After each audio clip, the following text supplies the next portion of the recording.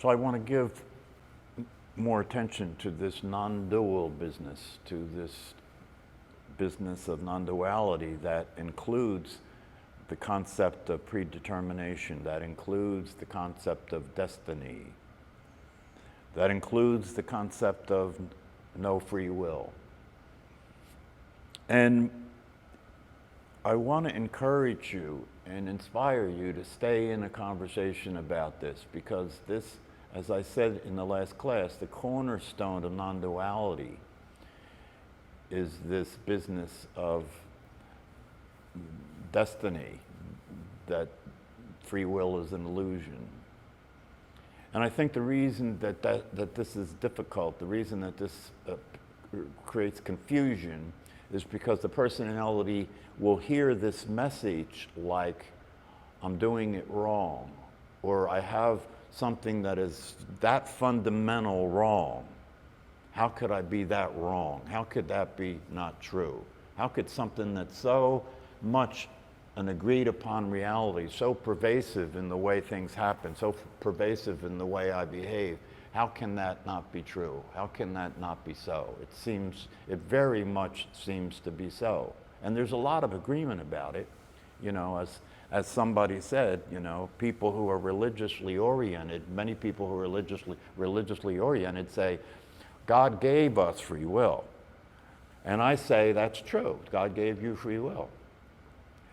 But upon closer examination, what you'll see is what God actually gave you is He blinded you to what's actually happening, or she blinded you to what's actually happening.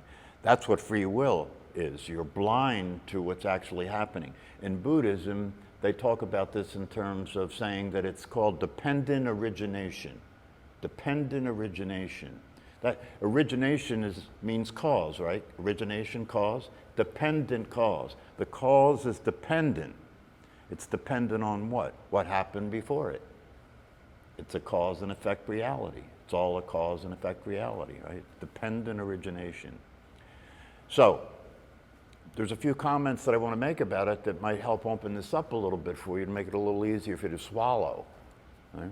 One of them is that it's not even as pervasive or as universal as you at first might imagine it to be. It seems very evident to you that you have the ability to make decisions and make choices. That seems very evident. It seems very evident to you that you make choices about what you say, you make choices about what you do all the time, right? That seems so obvious and seems so evident, right?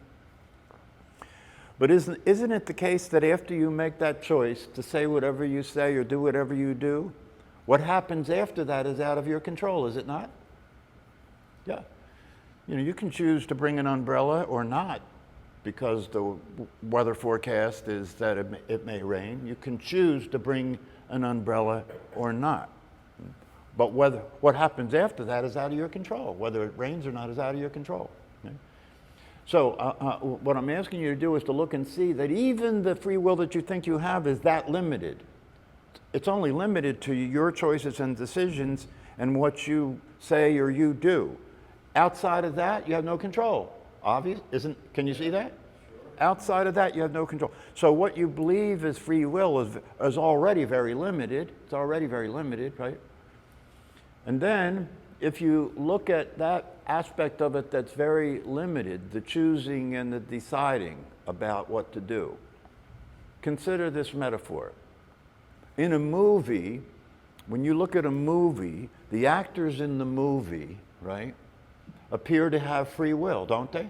When you watch the movie, part of the thing that makes the movie interesting is you don't know what's going to happen next. And the people in the movie are making choices and decisions and taking actions, right, to cause outcomes, right? And sometimes it works and sometimes it doesn't. That's what makes the movie interesting, right? When you're watching a movie, that's the way it looks, right? But at the same time, is it not the case that we all know that that movie's already in the can? That these people who are in the movie doing the acting are following a script? There is nothing in that movie that is free will. There's nothing in that movie that these people are causing. They're following a script. The whole movie is already over. When you're watching it, the whole movie is already over, right? So that metaphor holds up because you're in a movie. You're the actor in a movie, just like the actors in the movie you're watching. You're an actor in the movie. And so in that movie, the way things occur for you is that you can make decisions and make choices and take actions based on your free will. But from the perspective of the witness of the movie, you can see clearly there's no free will there. It's already in the can. It's already occurred. It's already happened, right? So that metaphor stands up because this is your movie. This is the movie that you're in, okay? Now, the other thing that I think happens with this that causes confusion and people have reactions to is they think, well, if I don't have control, if it's true that I don't have control, then all the energy and investment that I put into what I choose to do or not do or decide to do or not do is a waste of my time. It's a waste of my time. You know, all that, and everybody puts a lot of intention and energy into coming up with what their decisions and choices are, don't you? Because many of those decisions or choices have a lot of implications, have a lot of serious consequences, right? So you don't want to give that up. You definitely don't want to give that up. But here's the deal, and this is the thing that is important for you to understand so that you can stay in the conversation, right? Nothing changes when you understand that you don't have free will. Nothing changes. Things will still occur to you exactly the same way as they always have. And you'll continue to make decisions and choices, and you'll continue to behave according to those decisions and choices. That won't change. That won't change. And it has to be so that that's the case, right? It has to be so that that's the case. Because otherwise, the way that ordinary life occurs for us would fall apart, wouldn't it? Has to be so that that's the case. Otherwise, the way things occur for us would fall apart. It wouldn't work anymore. If everybody was operating with the knowledge that they didn't have free will, right? And because you understood that, free will stopped happening. Now watch.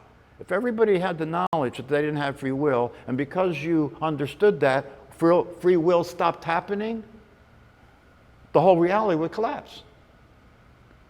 Just give that consideration. What would happen next? What would happen next if understanding that you had free will ended your practicing making choices and decisions, right?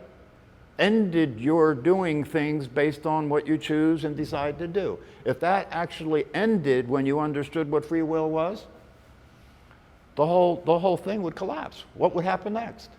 I mean, really, try and look and see what would happen next. I can tell you what would happen next. What would happen next is what was happening before that. Everything would continue the same way as it did, because there's no way to get out of the reality in which it occurs to us that we have free will. That's just built into the situation we find ourselves in. It's not true. It's not true. So then you may say, well, what is the purpose of the understanding of there's no free will? What's the purpose of the understanding that everything's predetermined? What's the purpose of the understanding that everything is destiny? What's the purpose of it? If everything's just going to continue the way it was going before, well, the purpose of it is, there are two things that are the purpose of it. One is that it's true, and you can't experience non-duality without understanding this truth. You can't experience non-duality without understanding this truth, because in non-duality, what non-duality means is not two, meaning that you're not separate from the universe, meaning that you and the universe are the same thing, right? If you and the universe are the same thing, then what's happening is not coming from you, it's coming from the universe, isn't it? Yeah. So non-duality, in order for you to experience non-duality, in order for you to get the benefit of the truth, because non-duality is the truth, in order for you to get the benefit of the truth, you have to understand that part of what's true, that is a cornerstone of the understanding of non-duality, is that everything is predetermined. So what difference will it make to understand that everything is predetermined? The difference it will make is not that anything will be different in terms of the way you function. You'll still make decisions and choices and act on those decisions and choices. And after you make those decisions and choices, what happens next won't be in your control. That's just the same way as it always was. That'll stay the same. So the benefit of it is that if you know the movie is a movie, it doesn't have the same impact as when you think it's real. when you know that what's going on is that everything is predetermined and everything is destined, right? Then you can relax. You don't have to be as stressed out about the whole thing. You can relax. And the implications of this, if you start to include it in the way that you're paying attention, if you start to include it in the way that you're living, if you start to be aware of it in real time, right? The implication of it is that instead of worrying about how things turn out, you'll be interested in seeing what happens next. You guys see the difference? Instead of worrying about how things turn out, you'll be interested in seeing what happened next, because now you understand that it's all a function of causes and effects that are way beyond your limited understanding of anything. And you can't stop making decisions and choices and acting on those decisions and choices, can you? Try it. Try it. That's what some people say when they hear about these teachings. They say, well, if I accept that, why would I do anything? And the response to that is, okay, try not doing anything. See how long you could do it. You may succeed for a little bit of time, but look at it, consider it. You can't do it. You won't succeed for very long. You know, you could make up your mind to stop making choices and decisions and behaving off those choices and decisions. Okay, I'm going to do that. I'm just going to sit here. I'm not going to do anything. How long is that going to last? No. You can't do it.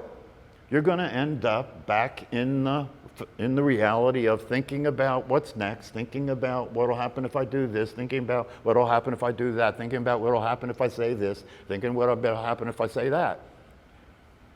That will continue. So it's important for you to understand that this business of no free will does not have the dark, confusing, disturbing implications that the personality thinks it has. It doesn't have any implications. The only implication it has is it will allow you to relax. It'll allow you to accept everything as it is. It's easier to accept everything as it is when you know you have nothing to say about it, right? And when you know the fact that you have nothing to say about it won't affect your functioning. The fact that you have nothing to say about it won't affect your functioning. You'll still continue to function the same way. And part of that reality is that if you look to see what's determining your behavior, right? If you slow down, that's why I said in the last class that Ramesh Balsekar, who was the teacher who emphasized this truth more than anybody else, and I think for good reason, right? Because he saw that this truth is really the cornerstone of what will allow you to experience the benefits of being awake.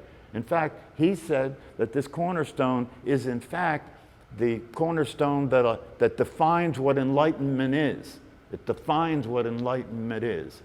That if I'm enlightened, not only do I know who I am, but I know the rest of the truth too. And the rest of the truth too is I am awareness. And the rest of the truth is that what's happening is happening from cosmic law, right? Cosmic law, destiny, or thy will be done. The truth shall set you free. That's part of the truth. So if you want to experience freedom, the freedom that you experience is freedom from the stress and concern about the process you're in which you're making choices and decisions, right? And you could say, well, then the truth is that if I slow down and look, as Ramesh Balsekar recommended that we do, that we take a couple of things every day that we're certain that we did. So that's not hard to do, right? And then at some point in the evening when you're relaxing and you have time, go back and slow down and really consider that process of what you thought you had free will about, what you thought you actually did. And there's only one way to look at it, really, and that is that when you go to do something, before you do whatever you do, you go through a thought process, do you not? If you're going to make a choice or a decision, don't you go through a thought process and you decide, shall I do this? And here are the reasons why I would do that. I could do this, and here are the reasons why I would do that, right? And then you look at it and you consider it, and then you say, okay, I'm going to choose this one, and that's the one that you do. And when you do that, where are these thoughts that are coming up that you're using to make a choice or decision? They're coming from your conditioning, are they not? There's nowhere else for them to come from. They're coming from your past experience. There's nowhere else for them to come from. They're coming from your conditioning. They're not coming from you. They're coming from your brain and your previous conditioning. And they're coming from your DNA, what you inherited from your ancestors. Right? So that's the only possibility. There is no other possibility, okay? So if that's the case, the evidence 100% that you're not the source. 100% that you're not the chooser of what's actually happening, that it's happening through your thinking, it's happening through your emotions, it's happening through your conditioning, it's happening through your DNA. Now, when we have the conversations that we have here, we're talking about the most fundamental aspects of your conditioning, aren't we? What's the most fundamental aspect of your conditioning? Your identity. That I believe I'm this physical body and I believe I'm this personality. That's the most fundamental aspect of your conditioning, right? And we're talking about the fact here that that's a misunderstanding and that can be corrected.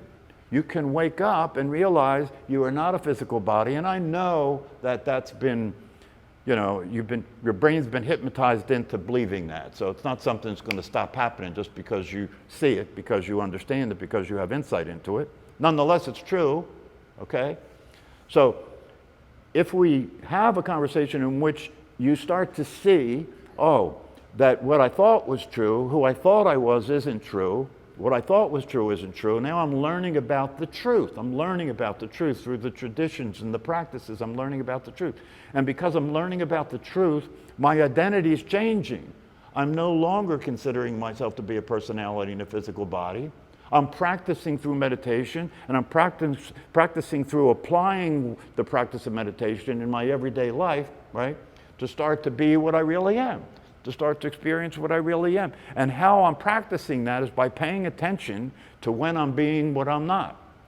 I'm practicing that by paying attention to the thought processes and the emotions and the interpretations that go on in my brain, right, that are based on my conditioning, based on the old understandings that I had about the truth, right? I'm practicing doing that differently because I now have a different understanding about who I am and what reality is, and that's my conditioning. So I'm changing my conditioning. So if my conditioning changes, right, then what happens after that changes, doesn't it? If I'm being different, my choices will be different.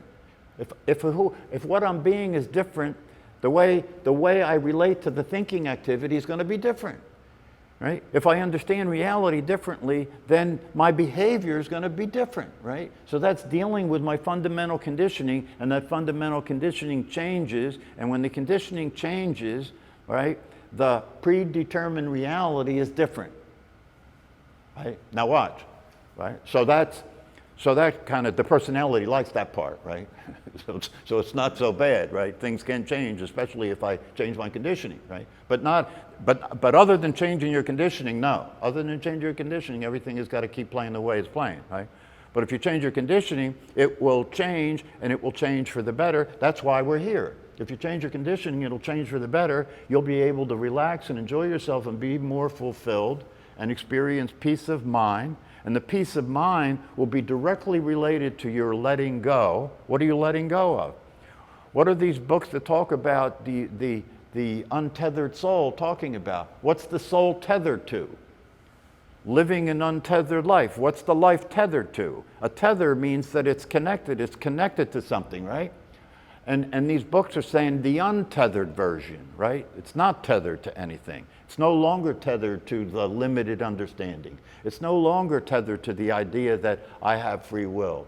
It's letting go of that. It's not tethered to that anymore. And now there's freedom. You know, now I can experience freedom. I can experience well-being that wasn't available to me, you know, when I didn't understand my conditioning, right? When I didn't understand how I was being affected by my conditioning, right? I can experience more freedom, right? But even that is all predetermined. So you see, it's the two sides of the paradox are always going to be there, you know. Everything is predetermined, and that can change based on your change in your conditioning, but that too is predetermined. But you see, once you're awake, the everyday conditioning, right? In Michael Singer's work, he's talking about the samskaras, for those of you who read that work, right? And one of the things he says is that it's not just a matter of letting go of prior samskaras, right? Prior conditioning.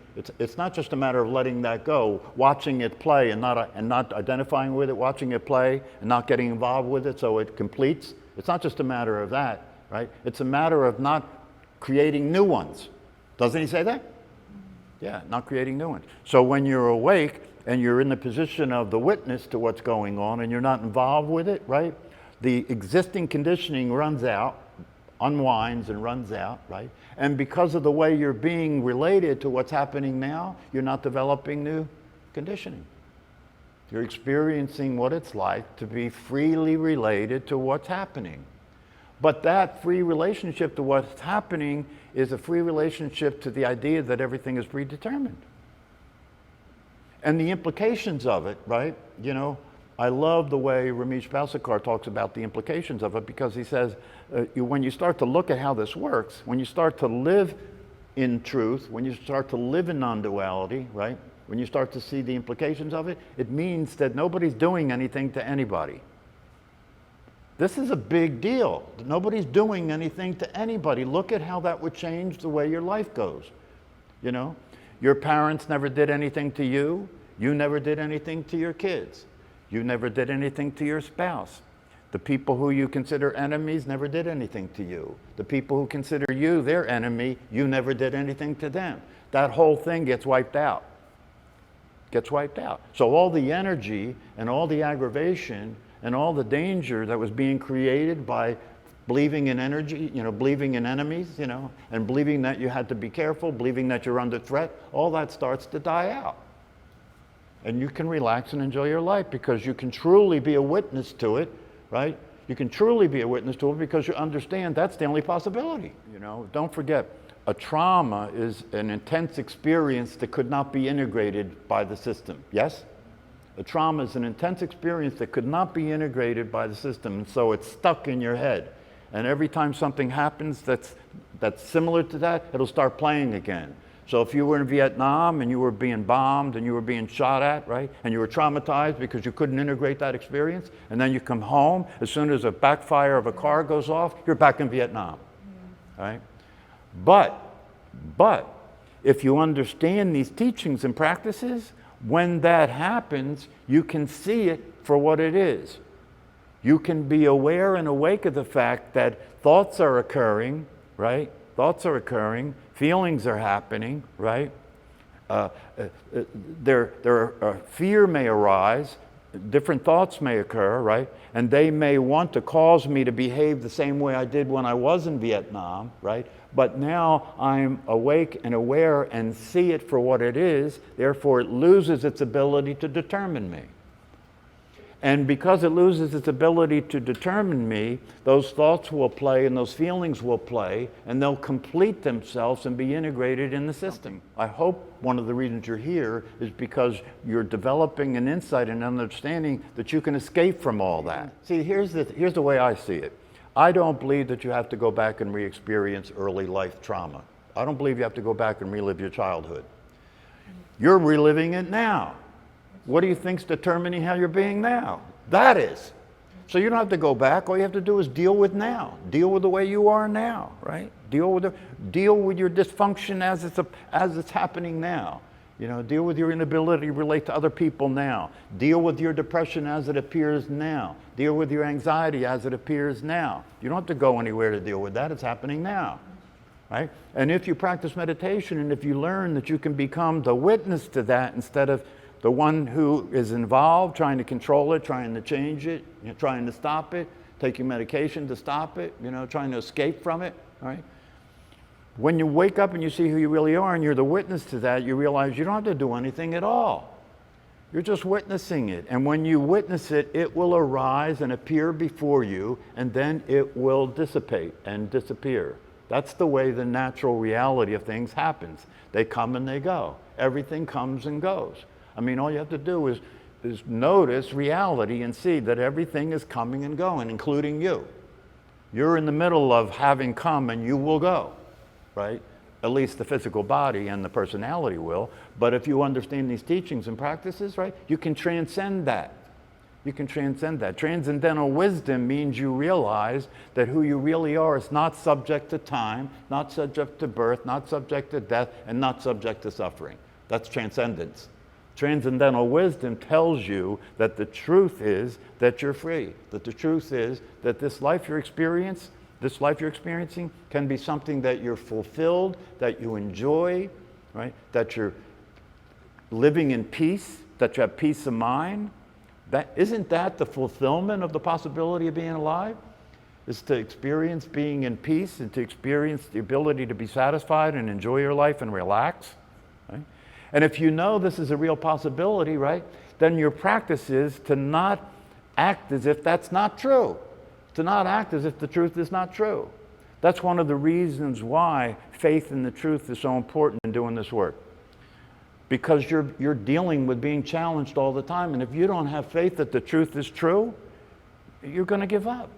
You won't be able to deal with it. You won't be able to tolerate it. That's why I say that the biggest single factor that will determine your success in this life in terms of waking up and experiencing the truth is whether or not you persist. Therefore, relax, right? Therefore, relax, but at the same time, be skillful in the illusion, be skillful in the story, be skillful in the movie in terms of using as much as you can what you understand, using as much as you can in terms of knowing what works and what doesn't work, right? You don't stop doing that because you know everything is predetermined. That's predetermined too. But you have to have one foot in the reality in which you have free will, because that's the way things occur. And you have to have the other foot in the reality that there's no free will, so you can relax. You know, this is all over the place. I mentioned it in the last class. All the teachers, none of the teachers say anything other than there's no free will. I mean, they don't make a big deal out of it because they know how much resistance they're going to encounter, right? But all the teachers say it. Buddha said it, you know, actions happen, deeds are done, and there's no doer therein, right? Nisargadatta said it when he said, I am that. If I am that, I am not this, I am not causing anything. I am that, I am the universe happening, right? All of them said it. All of them said it. And when Ramana Maharshi told people to use self-inquiry as a way of waking up, use self-inquiry as a way of coming to understanding the truth. What's self-inquiry? Ask the question, who am I? Or what am I, right? Now, he gave that to them with the knowledge that that's a question that can't be answered. He knew when he gave him that question, that's a question that can't be answered. So if you attempt to answer that question, right, the only possible response you can get, right, is I don't know. I don't know. And the reason you're saying I don't know is because there is no, you can't find anything or you can't see anything that answers the question. You can't. You can't. So every time you ask the question, what you're really doing by asking the question is giving up the process of thinking that there's an answer. And if you let go of that and you just start to allow things to happen the way they are, you'll find that the flow works. You'll find that the truth works. Just remember one thing. This business of no free will, predetermination, destiny, right? It's an essential aspect of non-duality, and non-duality is the truth. It's an essential aspect of it. So if you want to really experience being enlightened, if you really want to experience being awake, if you want to experience freedom, if you want to experience workability, if you want to have what's possible, then you've got to deal with this. You can't just put it aside and say, no, I'm not going to deal with that part. You have to deal with that part. You have to develop an understanding of that, and you have to develop an understanding that includes the idea that it doesn't imply that anything's going to be different. Everything will be the same. Right? The only thing that's different is you can relax a little bit. You know, you don't have to be so concerned about everything because you know that the film is already in the can.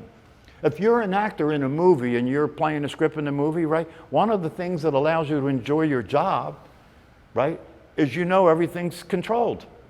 Your script is controlled. What's going to happen in the movie is all controlled, you know. I heard somebody say the other day that, oh, if you can't really be a great actor if you know you're acting. That's not true. That's not true. If you didn't know you were acting, you'd go nuts. If you didn't know you were acting and you became the character you're playing, right, and you're playing a mafia boss, you're torturing yourself, right, to have to experience the experience of being that person, right? Now, the thing that makes acting work is the actor knows they're acting. They do as much as they can to take on the identity that they're playing, right? But they have to have that idea there all the time that I'm acting, right? So I can relax and enjoy what I'm doing here. Otherwise, I'd be as freaked out as the character I'm playing, right? Yeah. So, and the same thing is true for you and I. You know, we have to remember that we're playing a character. We have to remember that we're acting, and we have to remember the script is in the can, just like the actor in the movie. And you can enjoy your life the way the actor enjoys playing the character in the movie. It's really that simple. See, don't get me wrong. I understand that this can be very confusing. Don't get me wrong. I understand that this can be very complicated because you're still living life in accordance with the general understandings and agreements that everybody else is living their life in, and that's all a lie. That's not consistent with the truth. That's why there's so much suffering. Because people are being something that's not real. They're being something that's not what they actually are, and they're experiencing a reality that's not a real reality. So they're being haunted, you know. It's like the Buddhists say, hungry ghost, you know. You're being haunted. You're a ghost because you're not real, right? And you're hungry because you can't possibly be satisfied in the condition you're in. So my advice to you is to, especially when it comes to this business of predetermination and no free will and destiny, don't give up on it. Stay involved with that. Keep looking at it. If you keep looking at it, eventually, if you stay with it, if you stay committed to the truth, if you keep looking at it, eventually it will start to reveal itself to you. And then when something significant happens in your life that would otherwise be devastating, you can look at it and say, that's thy will be done. That's fate. That was going to happen. That was meant to happen. That there couldn't have happened any other way. That takes some of the sting out of it, doesn't it? Yeah.